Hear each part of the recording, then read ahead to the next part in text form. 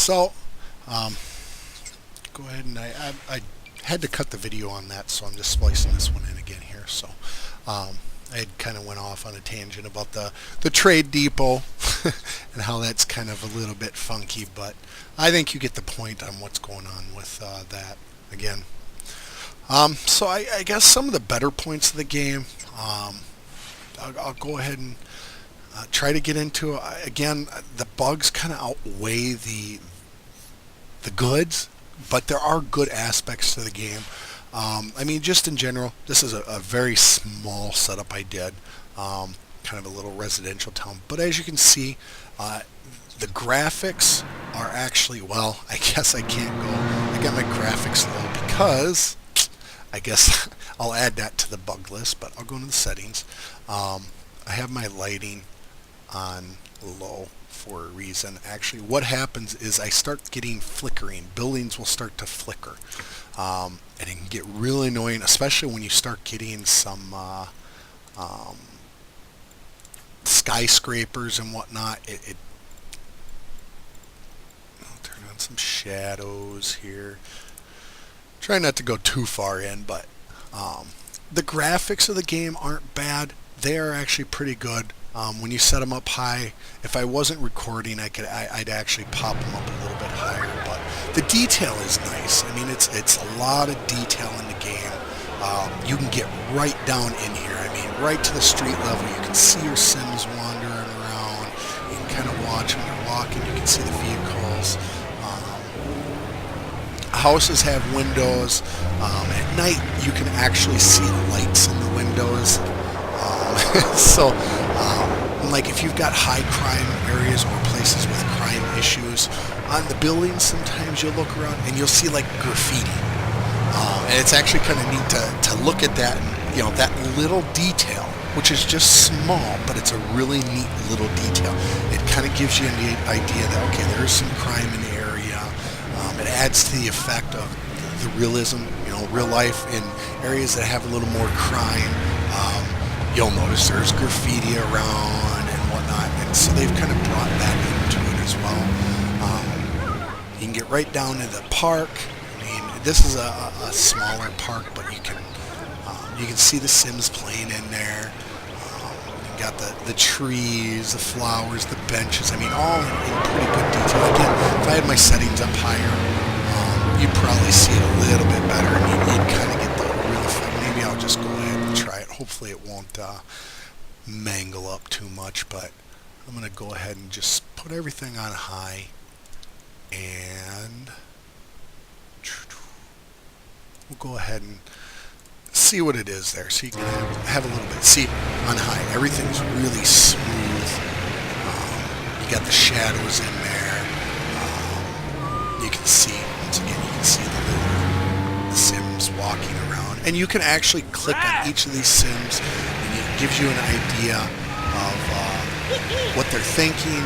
You can actually see where they came from by clicking on the little mark right here. I'm going to go ahead and pause it real quick. Remember my hotkey, and it'll jump you to where they came from. And so you can get an idea of traffic-wise where people are coming from, where they're going. So the little details there, and it can help you actually set up your roads a little better, your trains, your buses. By giving them little details, you can just set things up a little bit better. You know, once the game is actually functioning like it should, these little things will make a lot bigger impact, because you'll actually know what they're looking for, if they're looking for a job, or they're looking to go home, or they're just looking to spend money. And you can adapt things to that. You can add like I said, you can add your bus stops or your train depots, your planes, your boats, and basically accommodate what they're looking for. So, excuse me. I'm trying to think. Here's some more. The good old thing that they like to advertise, the curvy roads. As you can see here, you've got curvy roads. There's no mods that you have to use for this. SimCity 4, you know, in order to get like curvy roads like this, you had to use the NAT mod. And this one, it's here. It's just set up, which is nice. It it's not a grid style that you're forced into any longer. This one I kind of is half grid, half curve. It's I don't know. It's just something I quickly set up, and you could tell the difference between the high wealth, medium wealth, low wealth. Like you look here. I mean, this is all low wealth, and look, you got the little trailer homes, you got the little tiny homes. You got the stuff like that that offsets, and then you kind of head over here, and you can already tell that the houses do look different. These are medium wealth. They're bigger. The cars even sitting in them are a little bit nicer. You got the apartment style, which, it just looks nicer. The low wealth are more of a square brick style building. This one, you can see it's got some design to it. It's multicolored. It's got the garage at the bottom. Just the little details. Like, oh, and right here, here's a low wealth apartment. Oh, and it's being upgraded. So I guess you can't get a real good look. But here's a couple other ones. These are, low wealth. The land value, again, dictates the wealth value. You can have, like I said early on, you can have a high density low wealth. So it's high rise low wealth apartments. And it just allows you to have control over what kind of residence you have. Your low wealth, of course, will always bring you the most amount of cash, simoleons, versus your high wealth. Their taxes aren't as bad. They're not so demanding on things. So it's beneficial sometimes to have them. It kind of depends on what you want. And of course, parks, you can lay. The parks are kind of nice because you've got different values, park values. You've got the basic parks which don't affect the actual land value, but they give your Sims something to do. They've got jobs. They've got money. They will go to parks, and instead of spending money, it raises their happiness. So they aren't forced to go out of town to spend their money at an overcrowded shopping mall. So it allows them to do that.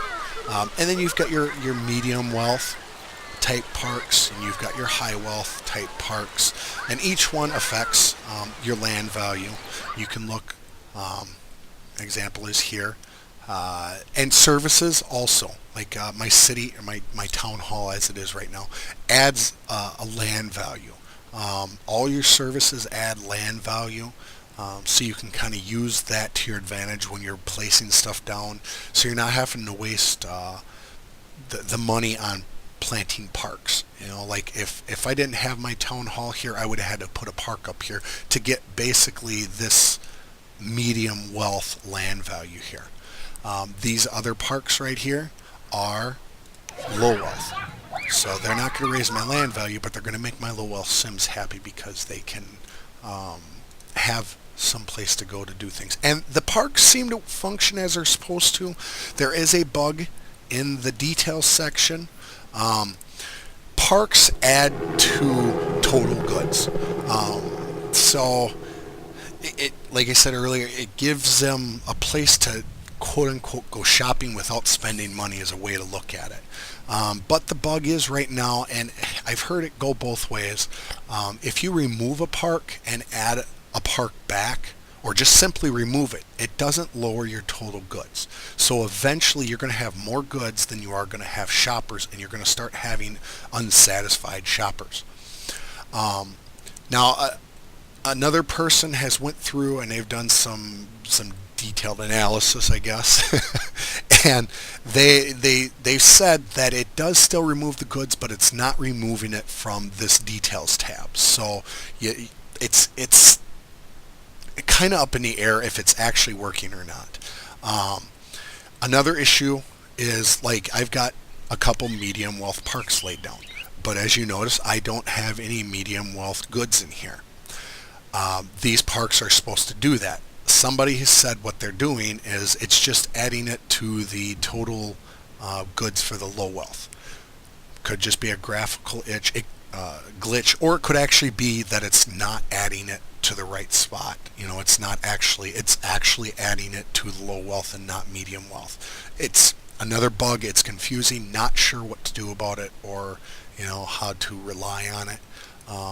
So the town halls seem to work. They seem to function fairly good. The highways, your road layouts when you got to cross, you will sometimes have an issue. You can't put roads real close to other intersections. So if I were to try, because right here is a quote-unquote intersection, if I were to try to put another road real close to here coming down this way, it wouldn't allow me. I'd actually have to move the road over a little bit further and then do it. It doesn't allow it, and it might be done like that to try to help traffic issues. Not sure. With the traffic issues, again, as you notice, this city has one way in and one way out. Another big reason that there are traffic issues. You're bottlenecked into getting out to a main highway with one way in and one way out. So it does cause an issue. There has been people out there who have kind of circumvented this. I'm not going to go into detail because I'm not quite sure what the EA has to say about it, but if you do some searching on YouTube, you will find it. There are ways to kind of circumvent that a little bit. It doesn't seem real reliable at the moment to even try it, though, because with all the patching and stuff, they've come out with 6 patches so far, and you got to figure in that coding things are going to change. So trying to put these little quote-unquote mods in right now are probably going to get broken as soon as you get it working. So I would wait to hear. I know Max has said that they allow it. EA has said they don't. I would wait for an official word, like an official word, somewhere on their site or something stating that they want people to mod this game, because it's supposed to be a server-side game, more or less. Most of the calculations and whatnot are saved on their end, so I don't know if that causes an issue or not with all the calculations and whatnot. So once again, maybe kind of holding off on that until you know for sure. But so overall, the game, it is buggy. I do want to say at the core, the very core of the game, the fundamental, the things that are supposed to work, if they can get them working correctly, the game would be a blast. The RCI, residential, commercial, industrial setup is a little funky. Industrial or residential, commercial does not rely on industrial like you would think it would. Industrial makes goods. In real life, industrial makes the goods for commercial buildings.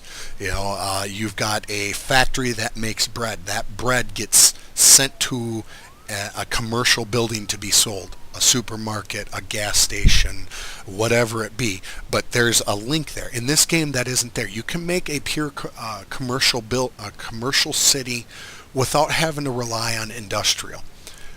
They say it's how they intended it. Hopefully that'll get changed, or down the road, if they do allow people to mod the game, someone will be able to adjust that, because it does kind of defeat the whole purpose of having that RCI demand setup kind of going on. Just like residential at the moment, you can get away with making a pure residential city without any commercial or any industrial, and you rely solely on parks to keep things rolling. That they've said they are going to be changing in an upcoming patch. I believe they said that. Don't quote me, but I'm pretty sure, because it's pretty game breaking. It doesn't make it fun. You don't have to really do what most people who play SimCity do, and that's to micromanage. You don't have to worry about it so much. You don't have to worry about, okay, I have this much residential, so I have to make sure I have this much commercial, or I have this much commercial, so I got to make sure I have this much industrial, or so forth. It doesn't keep a loop, and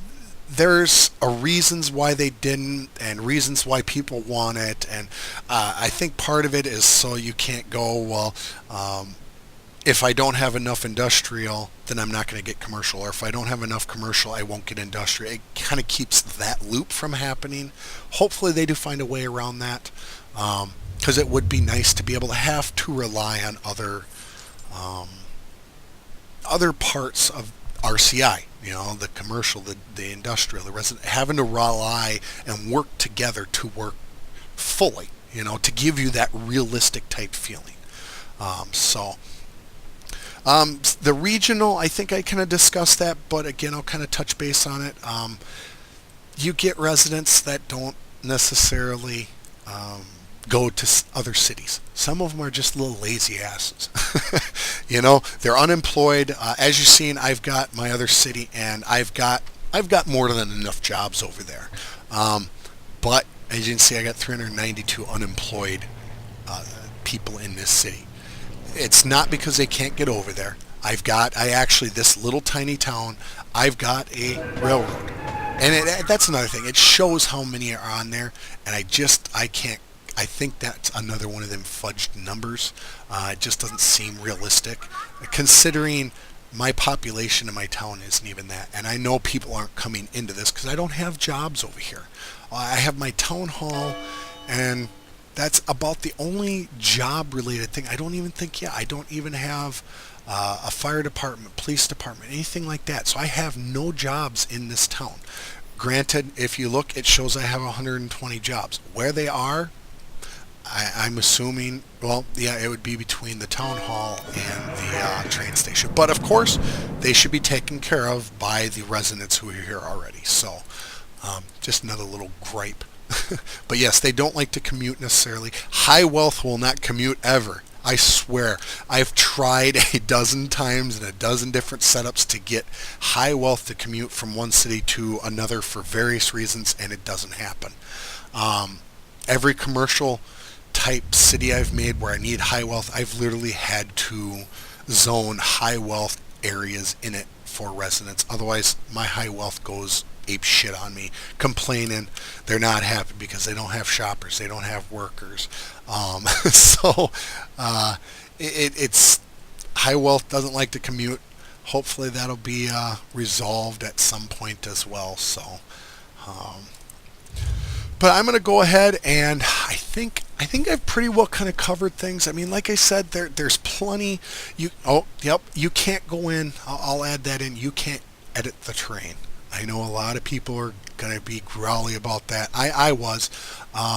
You don't get them monster size maps. As you can tell, the city size is fairly small, but I'm waiting to make sure and see if they fix it. If they fix the issues with people commuting, the regional stuff working together, then these small sizes shouldn't really play too much of an impact, because you don't want to, if they're all working, you want to make a separate city that's your commercial. You want to make a separate city for your industrial and your residential. And, you can mix a little bit of the other into each other to kind of keep things a little bit more balanced. But the overall gist is they want you to play region-wide. They want you to play multiple cities.